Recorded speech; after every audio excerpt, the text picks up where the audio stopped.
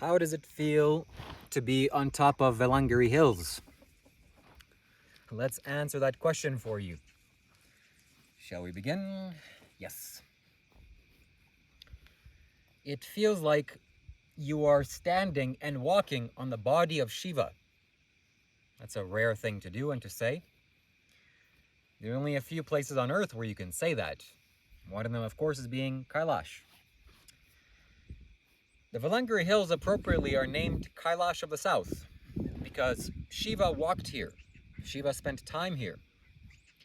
And I'm on top of the Velliangiri Hills. If you haven't noticed, I'm exactly at the point where Sadhguru Sri Brahma attained Mahasamadhi, liberated himself. And I have been here for a couple of hours now. This is my second time coming. Yesterday I arrived here, and then I went back, and then today I came back again because why? The energies are so phenomenal and the benefits are immeasurable. So in the tradition, wherever Shiva spends some time, they call that place Kailash. This is also Kailash. And what does Kailash mean? Kailash means, a rough translation, my own interpretation of these two words, Kai and Lash, or Lasa. It's the place where energy dances. It's where energy dances. And Shiva has made this place dance. The energy dances here. This is not like just an ordinary mountain. Shiva came up here and he was in a despondent mood. Why? Because some situation happened to him. I don't really know the full story. I've heard it logically, but experientially I don't know, so I will not say it. What I do know is that this place, he didn't sit peacefully, happily, la la la la, goo goo goo goo, gaga gaga. He sat intensely, fiercely, like that. And that's the nature and quality of this mountain. Anyone that sits up here will gain that quality, a little bit or a lot. And I've gained that quality. The first time I trekked up here, I spent some time here, and then I went down. When I went down to my hotel room, I could see the benefits. I could see how my life was transforming into this being. I could see how my energies are being impacted and have been impacted by this mountain. And the benefits are innumerable. This is by far the most spiritual thing I've ever done on earth. So far up until this point. Maybe in my previous lifetimes I visited Kailash, I don't remember that. Maybe I did, maybe I didn't. But right now in this lifetime, for sure, whatever programs I've been initiated into, whatever Sadhguru has done for me, it pales in comparison to simply me hiking up this mountain for 4 hours and spending a little bit of time here, 1 or 2 hours. And then going down. So I'm going to mention that there's a few points on this mountain that are significant. The actual peak itself, which I recorded a video talking about how to get to this point, Sadhguru's Rock, and you get to see the massive stones that sit at the peak of this mountain. So inside of those stones, gigantic, ginormous stones, there's a temple that's been carved inside. And it reverberates very nicely. It's very peaceful, very pranic. It's very, very nice energy. I highly recommend you try it. I mean, you go here. Next, of course, I can't not mention this is Sadhguru's Rock, Sadhguru Sri Brahma's Mahasamadhi spot, which I'm standing and sitting on right now. This is where I am. And a few other beings chose to attain this goal. For example, Sadhguru's guru, Palani Swami. He also, somewhere in this mountain, chose to do this feat. Which, by the way, the stones, I feel, and I'm receptive to this, are very much influenced and very heavily impacted by this being, Palani Swami. At least one stone in particular. The one in the middle, if you ever come here. I just sense and feel this. I've never met Palani Swami. I don't know how he looks like. I just know his name and that he's Sadhguru's guru, and that Sadhguru said that Palani Swami stored all of his knowledge and information that he wanted to share to Sadhguru in order to consecrate the Janalinga on top of this mountain. He didn't tell him verbally, hey, Sadhguru, you gotta do this, do that, and do X, Y, and Z. No. He just came here, put everything in the stone, and then left. And Sadhguru had to go and decipher that. I'm sure that made Sadhguru feel a certain way. Why? Because Palani Swami and Sadhguru weren't in close proximity physically for a very long time, just a few minutes. And when a being like that touches your life, you are overwhelmed with gratitude and a sense of joy and love and reverence for that being. I know because I can feel how Sadhguru has touched my life. And that man is the only man that I'm willing to bow down to, meaning bow down at his feet.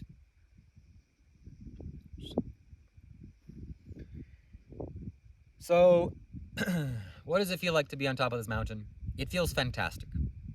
There are no words that you can comprehend that will give you the clarity necessary for you to understand what is happening here. But I will try. I will make an attempt. This is what it is, okay? Sadhguru said this, that a long time ago, Shiva, of course, lived in the Himalayas, in the northern part of Himalayas, in Kailash, and he did magical things there. And the stories of him and how he's being traveled all across India. And the stories of him made it all the way down south to southern India, the southernmost point, the tip, which is what is called, or what was called, the Serpent Temple, or the Naga Coil. And a South Indian woman heard the stories of Shiva, and she fell in love with him. And she did very severe austerities in order to master herself. And then she kind of threw her heart out to the north and said, Shiva, if this one is going to marry, it's only going to be you. And I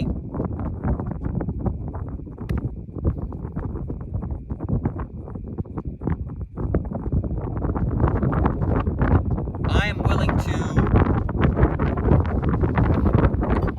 It's shaking. Oh, that's not good.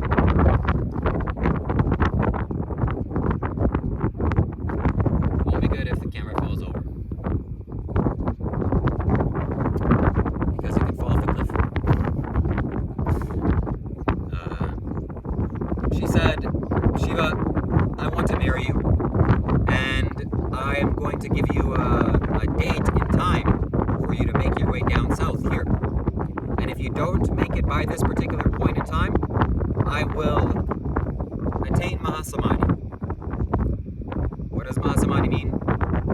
It means the game is up. We're finished. Okay, this is getting a little bit risky now. I need to either put something so the camera does not go flying and gets liberated into the mountains. Luckily I have this backpack, which will do just the trick.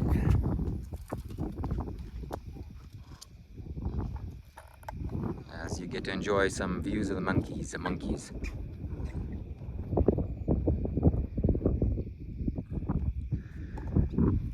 They're making all kinds of noises.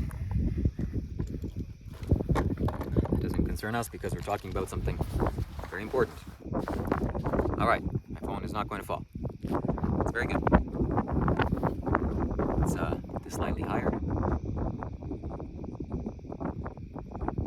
Just check the angle. Oh, fantastic. Oh, that's fantastic. So she said this. She's willing to sacrifice in order for to get married with this glorious being. And when Shiva felt this, when Shiva first became aware of this just through his energy, because she was intense like that, he said okay. He became very compassionate and Shiva's called as a bolinat, which is like a being with no intentions. He just goes where the wind pushes him. The wind goes left, he goes left. The wind goes back, he goes back. The wind goes forward, he goes forward. The wind goes right, obviously he goes right. So the strength of her love kind of pushed him, and he went south. Started walking south. Before he could reach his destination, he was very close, 22 kilometers away.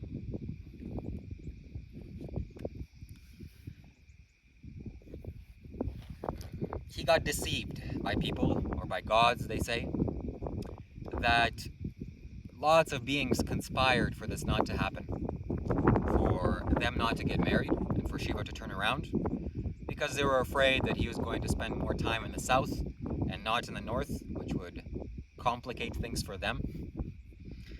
So they lit a fire of camphor way in the hills.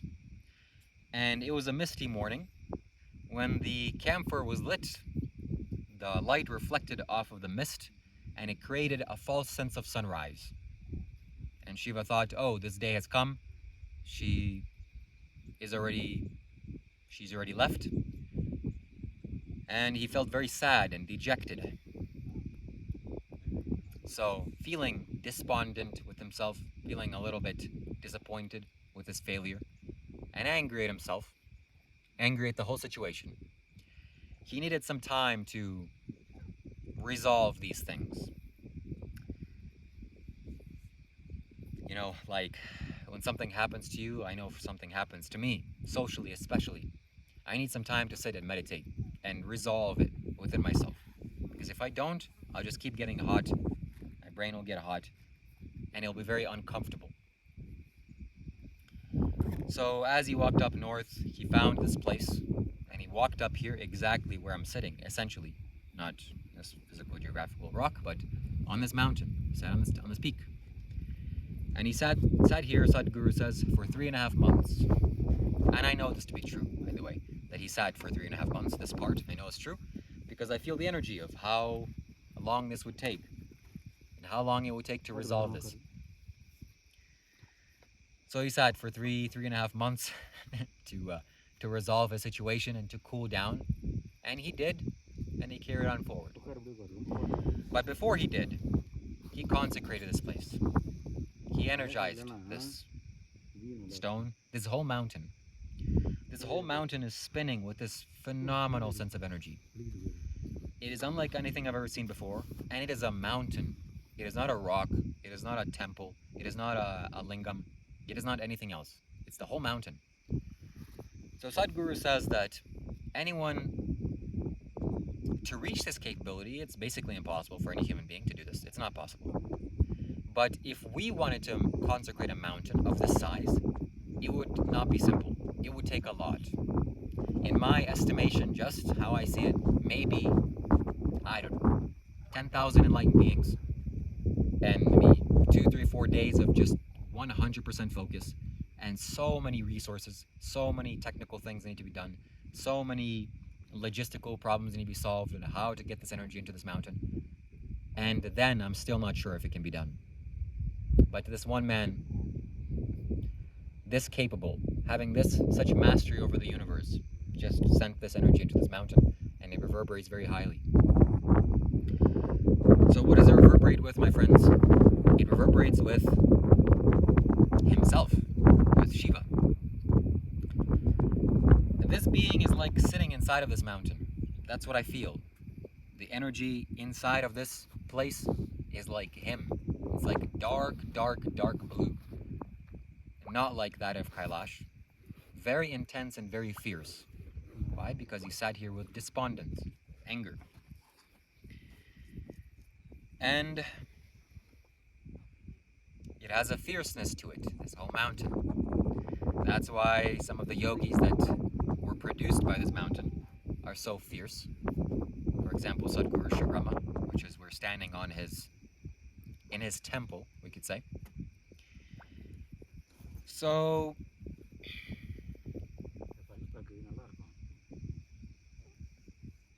it's phenomenal. We're in the body of Shiva. We're on the body of Shiva. We're walking on top of him.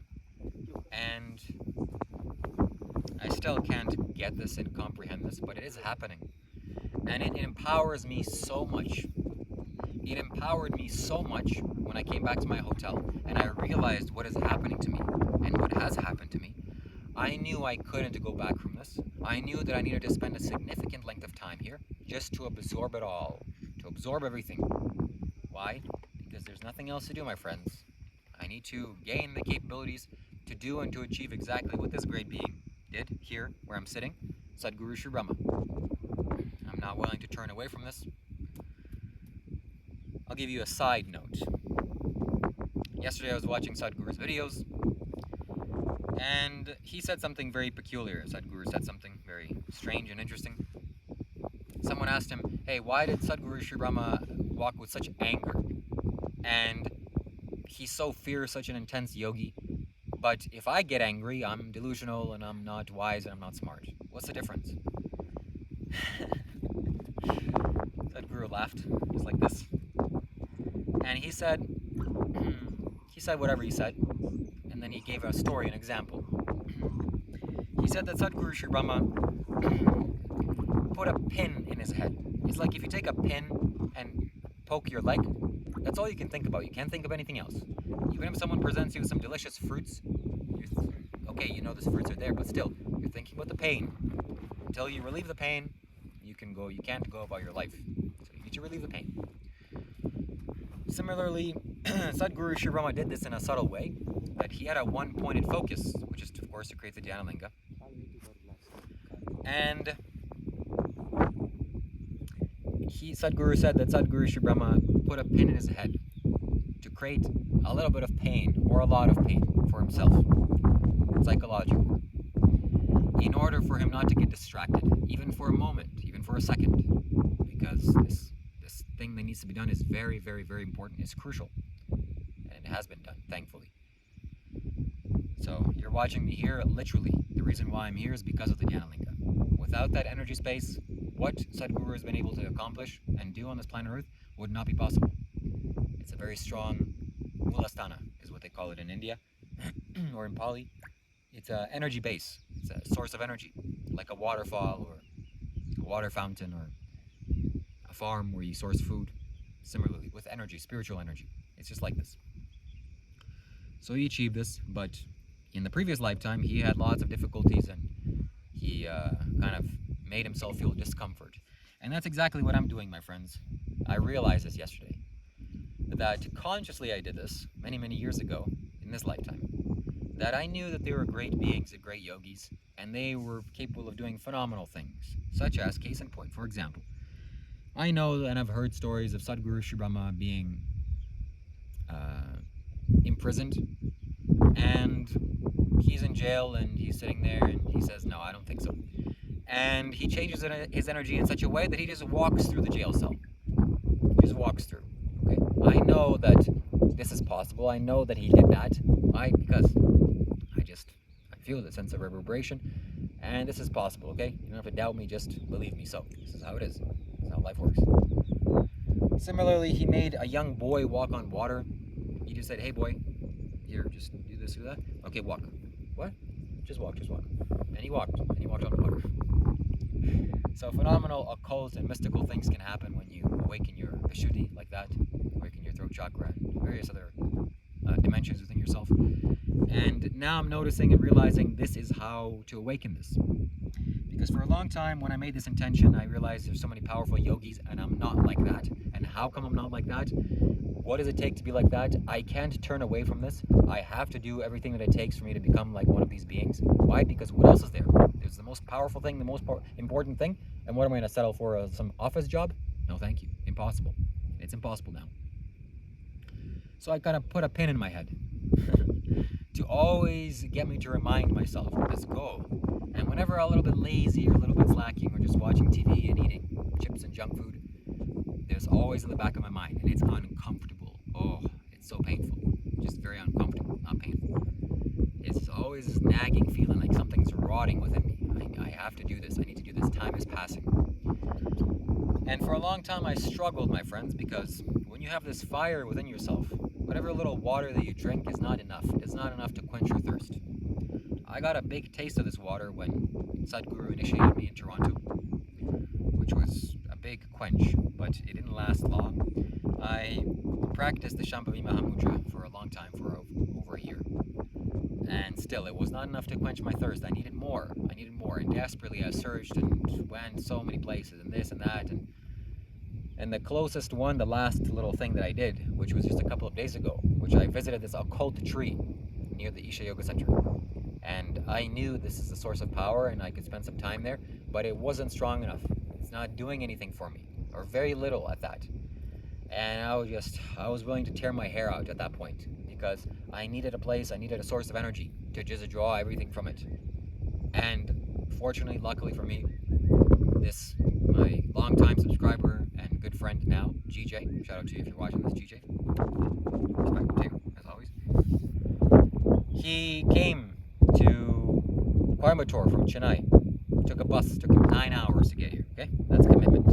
He's 21 years of age, and he just came to see me, which, thank you very much, by the way, for coming to see me. And he said to me, hey, we can do this, we can do that, we can go see the temple, and can we please go a hike up of Velliangiri mountain at night? He didn't say please, but I just added that part in because I'm Canadian. I'm from Canada, I was raised in Canada. I'm from Ukraine, actually, originally. I'm Ukrainian.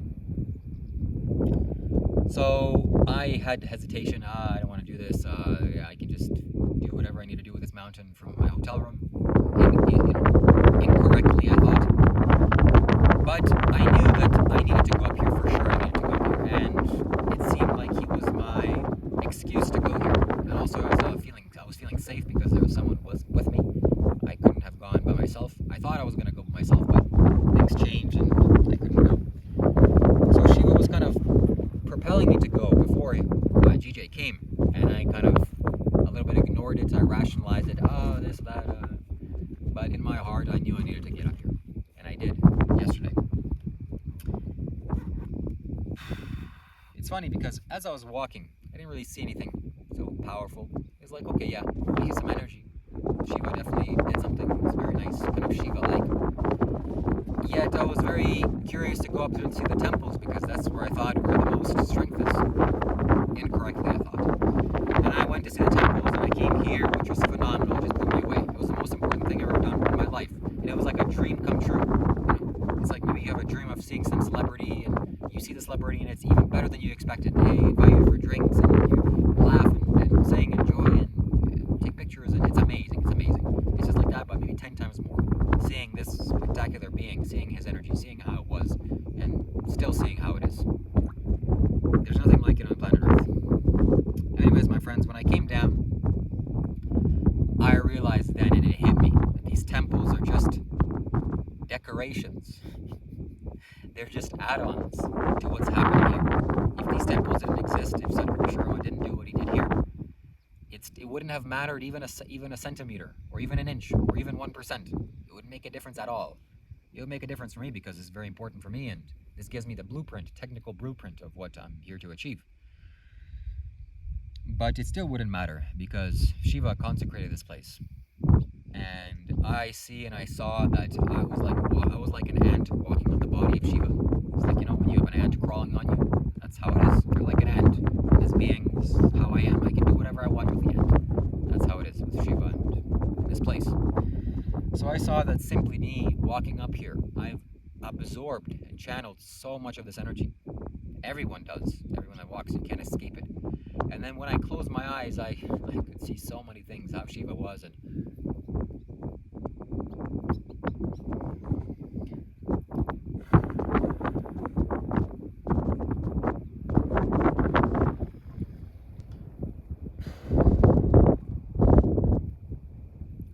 he was a real being, which is phenomenal to say. I'm so surprised because it seems like mythology that a being like that, all the stories that are said about him, maybe you've heard the stories of him doing psychological things and magical things, like literally all of them are true.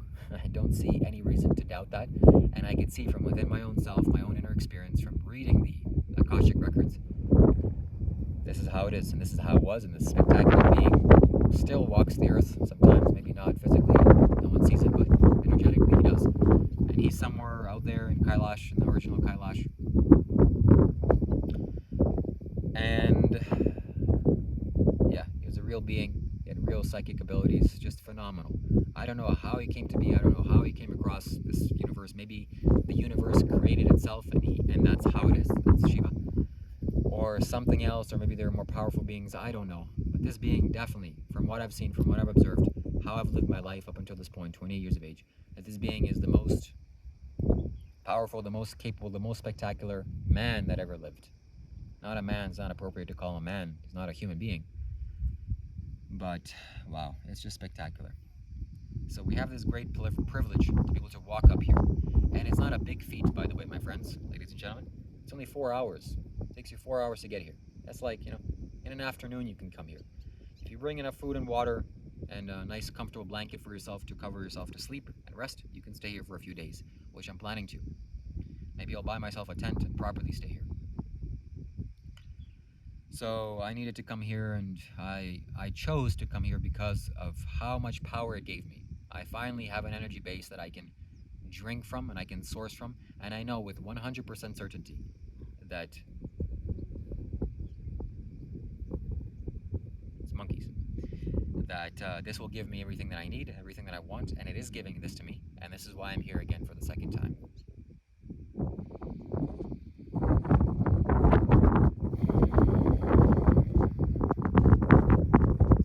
I'm doing special programs for people, for you, for $120 and you get a chance to talk to me, invest in me, invest in yourself, and get a chance to communicate with me, because we'll be friends. You'll get in contact with me, and that's something that you don't want to avoid. That's how you something that you don't want to miss. I'm like a rising stock. You want to get in on the ground floor, which is basically this is what it is. For $500, I can awaken your energy in your throat for you to be able to perceive these occult, mystical dimensions. And most people are dormant in this energy, and I'm not. And I can help you to achieve your goals in this area. And for $1,000, I will awaken your Kundalini. Okay, I promise you. From wherever you are on the planet Earth, I can do this for you physically. And for $1,200, you get the whole package, everything included. Okay, that's it, my friends. Thank you for watching. Like this video. Share this with your friends. It's the only video I want to ask you to share with your friends. I don't ask this. Basically, I've never asked it before. Maybe like once or twice. Share this with your friends. Share this wherever. This needs to be seen. This needs to be heard. And why? You need to climb this. People need to climb here.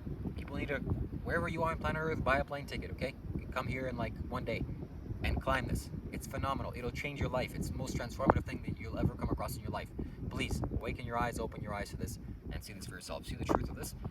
And hopefully I've made you feel something from watching this video. It's the most important thing you can do. If you're in India and you don't go here, you've made a terrible and grave mistake.